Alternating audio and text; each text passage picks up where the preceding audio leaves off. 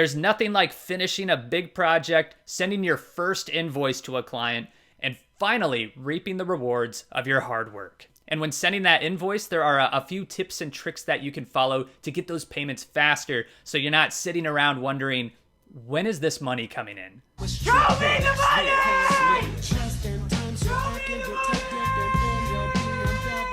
In this video, I'll show you step-by-step how to create an invoice that gets you paid fast. Hi, I'm Brant, and this is Indy, a productivity platform to help you manage your freelance business from start to finish. You know those gurus who want to charge you thousands of dollars to try to turn you into a freelance expert? Well, we're doing it for free because we know how challenging it can be out there, and we want to make freelancing simple. So if that sounds like the stuff you want to know more about, hit that subscribe button and turn on that notification bell so you never miss out on any of these tips. Now, invoicing is one of those things that can easily fall through the cracks when it seems like you have hundreds of other things to do each day. So it's important to have a system in place that makes it easy to get paid. Here are 7 steps for how to write an invoice. Add the invoice numbers, set the due date, include your personal information, provide the client's information, list your line items, state the payment method, and send that email. So let's create an invoice together so that you know exactly how to create your own invoice template. So up at the top of the invoice is a place where you can add your own business logo. Now, you don't have to have a business logo, but it does make your invoices look more professional, and it's also super helpful when you're trying to build your own brand and make yourself stand out in front of clients from other freelancers. So if you do have a logo, I definitely recommend you adding your own logo. It also gives your clients an easy way to remember your invoices, which is great for building long-term relationships. The next most important thing that you should have in your invoice is an invoice number. This keeps all of your invoices organized for yourself and also your client in case that invoice gets lost in their emails. You can just tell them which invoice number it is and they can easily find it back. Now, there's a few different ways you can number your invoices. There's sequential numbering, which is how I like to number invoices. To me, it's just the simplest way to do it. Like, for instance, your first invoice could be 001, the next one would be 002, and so on. But there's also alphanumeric numbering, which mixes the client's name with the numbers. So, for instance, if your client's name was John Paul, your invoice would say JPaul001.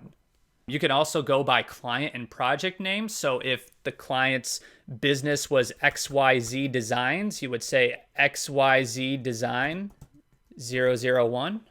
There's lots of different ways you can number your invoice. Like I said, there's no best method. It's just whatever works best for you. For me, I like to go by sequential numbering. I just keep it simple, 001. Next, one of the most important parts of any invoice is the due date. This is going to directly influence how long you have to get paid. As you can see right now, it's set for 1 month. This would be net 30 payment terms, which, unless you have a steady buildup of clients, that's a pretty long time to wait to get paid. And if a client happens to pay you late, it's going to be even longer than 30 days. So you're going to start to risk being able to afford to pay your bills. So I recommend dropping that number down to no more than 2 weeks. And if you really want to play it safe, you can make it 1 week. Again, there's not really a best practice for how long you should give your client to pay you. You can make it even less than 7 days if you want to. Just make sure you're giving your client enough time to pay you while also keeping the cash flowing in for your own business. Next, you want to add your personal information. Here you want to put your business name, your address, your legal name, job title, your phone number, and your website. Again, if you want to, you can add a business logo if you have one, but if you don't worry. This is more than enough information to let your client know who you are. After that is all about your client's information. You'll want to add the client's name, the company name, and their address. Now, one important question is, do you have to put the client's address? Now, it makes a lot more sense when you're sending a paper invoice, but when it comes to digital invoices, it's still best practice to put the client's address, if only for the fact that if you did have to take a client to court, worst case scenario, it's going to make it easier to state your case. So now we're getting to the meat of the invoice, and that is the line items. This section gives a clear and detailed breakdown of everything that you did for the client. It also lets them know exactly how much each item cost, so they know how much to pay you. So let's say you did a landing page, and then like whatever price you want to charge, we'll just put 500. Then you can add another line item and you just keep adding everything up. Let's say you did an About Us page and it cost, we'll put 250. And as you can see at the bottom, it totals everything up. You can even request a deposit if you wanted to. And it's also great to add a date besides each page for when you finish the project. And whether you're making your invoices through software templates or some other way, it's the same basic principle. You just add your line items up and then you will just tally it up yourself. Another thing you can't forget about is the payment method. For best practice, you want to be able to accept as many payment methods as you can. This just makes it very easy for the client to pay you, especially if they're used to paying freelancers in a certain way, like through PayPal. You don't want to have to make them switch it up and have to pay you in a different way. Now, there's a lot of different ways that you can accept payments. You can accept through Stripe with your credit and debit cards. You can use PayPal. You can use Zelle, wire transfer, mailed check. When it comes to clients and you wanting to be paid as soon as possible, it just makes it a lot easier if you can give them a list of ways to pay you and they can just choose the method that works best for them. And once you've finished everything up, you can take a look at what your invoice looks like, make sure all the information is correct. And then it's time for the last step, which is to send the email. So when you're going to email your client, you want your subject lines to be very short and direct.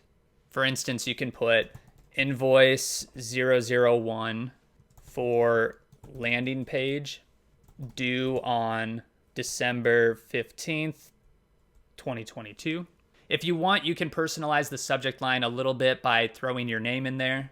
But the most important thing is to just be concise and direct so they know exactly what this email is about. And then inside, when you're writing the email, you'll want to summarize the important information in the email message. So you can personalize the greeting and then let them know how much you enjoyed working on the project, thank them for the opportunity, and then let them know that they can find that invoice attached with the email.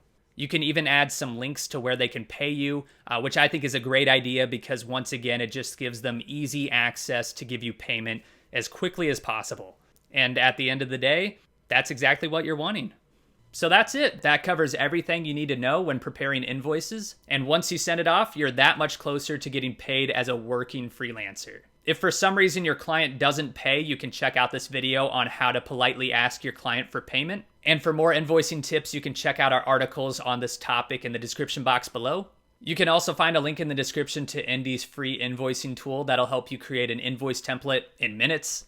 And if you're just starting out in your freelancing journey or you're looking for more advice, hit that subscribe button and turn on that notification bell. Indy is a company of freelancers just like you, and we want to give you the tips that we wish we knew along the way to help you grow your business. So let us know in the comments what you want to know more about, and I'll see you next time.